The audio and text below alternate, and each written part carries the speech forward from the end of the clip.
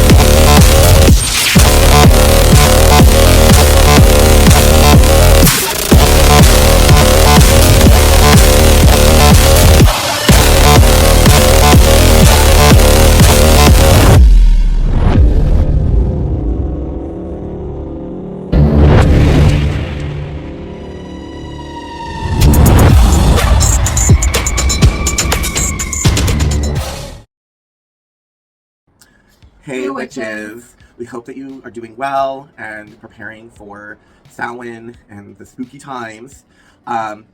Obviously, we are in between seasons. Yes. But we're super excited. We'll be back with an amazing Samhain special season premiere, and so don't you worry. We just wanted to take a minute to acknowledge the passing of an icon in the neo-pagan Wiccan witchcraft movement, Patricia Crowther. Your life is the life of the infinite one. In the hurrying race, you are conscious of pause, with love for the purpose and love for the cause. You are your own devil. You are your own God. You fashion the path that your footsteps have trod, and no one can save you from error or sin until you have heart to the spirit within. Now, she was trained through Gerald Gardner, initiated into Wicca by him, and she in turn initiated her husband, Arnold, and she wrote an amazing book on witchcraft and was just such a powerful voice in the community. And she passed away September 24th of this year, obviously this month, and she was 97 years old. So we just want to take a minute and shout out to her and just kind of give a brief little memorial really quick to Patricia, and acknowledging all that she's done and how she has influenced the community. So Patricia Crowther was born on October 14th of 1927. Libra. In the craft, her magical name was Thelema. That was her magical name. And she was born in Sheffield, England. She was among the most influential voices in the promotion and preservation of Wicca. She had a lifelong affinity with magic and spirituality, and this was encouraged by her family's connection to local folklore and traditions, as well as familial inherited clairvoyance. She was trained in the performing arts. She toured as an actress throughout her career, a singer and dancer in her earlier years before the craft called to her. This was when she was kind of in the process of all of that. In 1956, she met Arnold Crowther, who was a stage musician and ventriloquist. She was initiated into Wicca on the 6th of June of 1960. And she later initiated, as we said, she initiated Arnold as well. Mm-hmm. The couple married that same year and soon established this Sheffield coven. Together they formed what became known as the Sheffield line of Bartholomew Wicca. I think Wicker is barely a modern word because they didn't like witchcraft, because witchcraft has all these other connotations connected with the devil, according to Christianity that is, and black magic and all this sort of thing, and which it hasn't really, nothing, but that's what people think. So they brought this other word in, Wicca, which is a masculine, actually. It's a masculine word. If it said W-I-C-C-E, it would be feminine. Ooh. But it's W-I-C-C-A, which is masculine. But never mind, it's okay. It's an okay word. Arnold passed away in 1974. Patricia remained an active and visible presence in the craft. She authored 11 books. Yes. Contributed to the creation of the Tarot of the Old Path, and she also became a respected teacher and elder with an influence far-reaching beyond her coven. Yeah. She and Arnold also created a spell of witchcraft in 1971. This was a BBC Radio Sheffield series that introduced modern witchcraft to a wider audience. How does a person become a witch? Well, they certainly don't become one overnight. After being initiated into the circle of the hollow mysteries, the person begins to learn how to use powers that are little known. Magic is like music, it must be practiced. The initiate is on probation for a long time and must be an asset to the coven, not a hindrance. People ask why are the rites kept secret, and the uninformed often accept reasons that the members of the craft indulge in all kinds of wild orgies. Has it ever occurred to these people, ever to judge rashly, that very often there is a very good reason why certain things are kept from the uninitiated? If one is to condemn the witches for their secrecy, one must also condemn Freemasons and other societies which are held in high esteem generally. Very often to broadcast to all and sundry something which is held in high esteem is to lose it. But now I'm going to invite you to an actual meeting and allow you to judge for yourself. And we've actually listened to some of that. Yes. And we will probably actually listen to it officially for spelling Heka-tea. So it's very fascinating and interesting, especially for the reflection of the time and the 70s and the age of Aquarius and all of that jazz. So be looking out for that. Exactly. So Patricia's work includes 2 books actually that I did own. I don't own anymore, but I owned them when I was a kid and read them when I was a kid. Excuse me. And that was The Witches Speak, which she wrote in 1965 with her husband. They co-authored it together. And then One Witch's World, which was published in 1998. And I actually read One Witch's World before I read The Witches Speak. And that was because it had just come out and it was put in my library in the Occult section. So it being brand new, like it was just readily available. The Witches Speak was like probably like 2 years later, so probably when I was like 15 or 16, that I finally read The Witches Speak. And wonderful books, really interesting and fascinating, especially in terms of what she reveals in Wicca. And I will say that, like, Patricia, along with some other authors at the time, not many, a couple others, let's see, who was it who wrote Lady Shiva Spellbook? I can't think of her name right now. But there were a couple people who kind of have like had a more interesting, more nuanced kind of approach to Wicca. Yeah. That like once you got to like the 90s and 2000s, especially like into now, like you just don't. It's not part of the language or the dialogue of Wicca anymore. Right. Yeah, she's just like so fascinating. Oh, definitely. Some of her other titles include Witchblood, Lit Off the Cauldron, and Coven Sense. I have not read these, but yeah, I really suggest finding her books and reading them. But I can again vouch for The Witches Speak and One Witch's World, and great books. And through her writings, she documented the lived reality of witchcraft and offered a lot of direction and guidance for multiple generations. What's really great is people like her, Lori Cabot, etc. They really, like, the older they got, they continue to really like work with younger witches. Oh, yeah. And continue to like really be involved and give guidance in a really personal way. And I just think that's really awesome.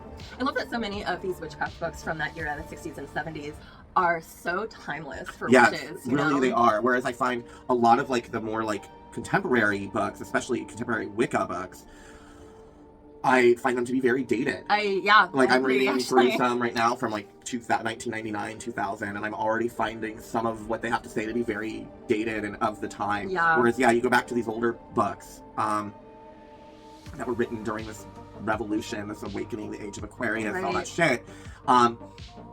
Yeah, I find them to be far more fascinating, far more nuanced. And whereas, these more contemporary Wiccan books, even like by the time you got to the 90s, like Right. late 90s especially, and they were already very like kind of rigid and very Yeah. like simplistic, and like they're like, you will do this, you will not do this. Right. This will not work. Like, if you do this, this won't work. Like, one was like, you can't do like any type of drugs or drink alcohol or be drunk whatever when you do magic or spell work, because it won't come true. Like, it won't work. You'll be clear-headed, blah, blah, blah. Right. And I'm like, excuse me. There is a long tradition of using substances to achieve a more accessed spiritual state of mind and being. And throughout so many different cultures and times. Exactly. Like, it just, there's like, oh, you can't hex people, it won't work. Oh, it will. 3 like, just like stupid things that like, when you go back to like Gardner, when you go back to Patricia, when you go back to, like I said, like this, I wish I could remember her fucking name. She was in, what was it, the Temple of Isis. I remember she was with the Temple of Isis. But I don't remember her name. But when we were watching Occult. Yes. No, I know who you're talking about. I can't remember her name either. I was like, oh, okay. Yes, the Temple of Isis. That's where Lady Sheba was. Yeah. With. But they weren't as fluffy bunny. No. Back then. Like, I don't know what happened to Wicca. I think the Satanic Panic had a lot to do with it, because that's when a lot of like Llewellyn was like putting on a bunch of like promotional like witchcraft isn't bad, Wicca's good type shit. And, Wiccans were just like you. Right, and they're going on like Sally Jesse and shit and Oprah and talking about it, and like I feel like the PR campaign of We're Good was like so heavy. Yes, that that's like true. even things that were like maybe more not baneful, but like aggressive craft in terms of protection spells, shit like that you found in like the 50s, 60s, 70s spell books were gone. Yeah. By the time you got to like the 80s and into the 90s with Wicca and neo-paganism. And again, I wasn't Wiccan, it just, the spellbook's a spellbook. Like, most spellbooks were written by Wiccans. Yes. Like, but I myself... Especially at that time. Yeah, I myself never have been. No. But there was a transition there. Joining my guest, Jeffrey Dickens, and Michael Buckley, is Patricia Crowther. And Pat is the High Priestess of Sheffield? Of the Sheffield Coven, yes. Of the Sheffield Coven. Pat, tell me how you first got involved in this. I mean, why did you first take up witchcraft? Well, I was always looking for a mother figure, and I studied the subject. And, of course, I found people who were willing to initiate me, in particular Dr. Gerald Brazeau Gardner. He brought me into the craft. He was a great friend of my late husband, Arnold Crowther. And since that time, of course, that's 25 years ago, by the way. 25 years ago? Yes, it is. Yeah. But since that time, I have opened covens of my own, and have my own coven, of course, as well. What do you feel about people like Jeffrey here who have been, I'm giving your craft, I suppose, quite a lot of bad publicity Yes, I think I must dissociate myself from the horrific allegations of Mr. Dickens. Because the people in the craft today are very marvellous people. They are people you find everywhere, in every walk of life. But and not only here, but in America, in Australia, in Europe, everywhere. Many, many thousands of people. Yeah, but are there people, do you think, who are using the craft perhaps as a front for other things? No, not the genuine craft, no. Because a person is 2 years before they're initiated, easily. And No, they but are sort of looked at. What I'm saying is that there are Yes. people out there who have done some pretty unspeakable things. It's been documented, and I'll come over to Michael Buckley as well, because there's some people from the church who've been involved in some pretty sordid things recently. They've been in the newspapers, who are using religion and various other things as a front. Would you accept that? Not really, not the craft. Not anyway, the craft. Not the craft. But I do think that all these allegations are being put across onto the occult, onto the old religion, because there's so many priests of the Christian church being found guilty of child abuse over the last 2 years, and also through the last few months, actually. And yesterday there was about 4 in the paper. And so I just think, go back and read these earlier things, and it just, you won't go wrong with Patricia. Especially if you're Wiccan, I would actually suggest these older spell books and these older books and authors, and I would do that, because I think it will offer a more nuanced, like I said, a more nuanced sense of Wicca for you. That's definitely true. So, of course, Patricia Crowther's work as both a high priestess and an author, as well as a teacher, leaves such a profound legacy, as we were just discussing. She ensured through her work in her lifetime that witchcraft remained vibrant, accessible, and present throughout not just the times at which she was writing her books, but those times, the next generation, and all the way up into today and far forward into the future. Yes. I have no doubt that her work will resonate with witches for many, many decades and years to come. Her memory, of course, is a blessing to all who have been touched by her, touched by her work, and her spirit will continue to thrive in the covens and communities that she inspired and that she built. Yes. Little known fact about Patricia. We had talked about in an earlier episode, I made mention about how witches in England stopped Hitler from the Nazis from invading the island. And fun fact, in an interview with The Guardian in the late 1990s, Patricia Crowther said that her husband, Arnold, had taken part in the operation of the Cone of Power.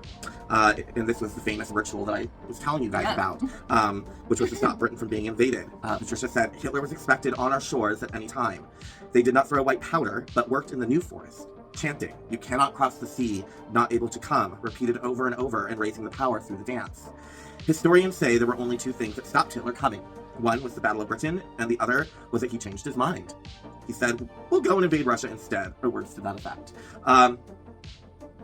So, yeah, and as we know, often spell work, a lot of times it simply is a matter of it just suddenly changes someone's mind, or puts an idea in someone's head to do something to fulfill a spell, like break into the ASB room to try to steal the cash from the lockbox, so they're getting good shit because they have a preoccupation to steal. So your spell just encourages them with unable to resist, while also making sure they got caught, like shit like that. But like, you know, it often can work that way.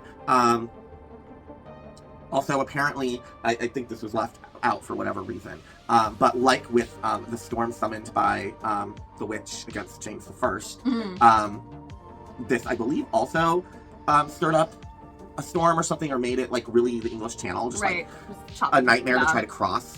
Like they could do the air raids and bomb, but like actually getting across and invading, it's just the waters were always too just like it was too much of a headache. So and that was apparently also related to the spell and the operation of Operation Cone of Power. It's very military. Operation Cone of Power. So I just think that's great. And to hear like her actual words of recollection about this event are just so powerful. Like truly gives me all of the witchy tingles. Yes. So with that being said, we just want to say to you, Patricia, blessed be. Wonderful, safe journeys with you and the goddess amongst the stars. Yes. And cheers. Cheers. Pause. With love for the purpose and love for the cause. You are your own devil. You are your own God. You fashion the path that your footsteps have trod. And no one can save you from error or sin until you have heart to the spirit within.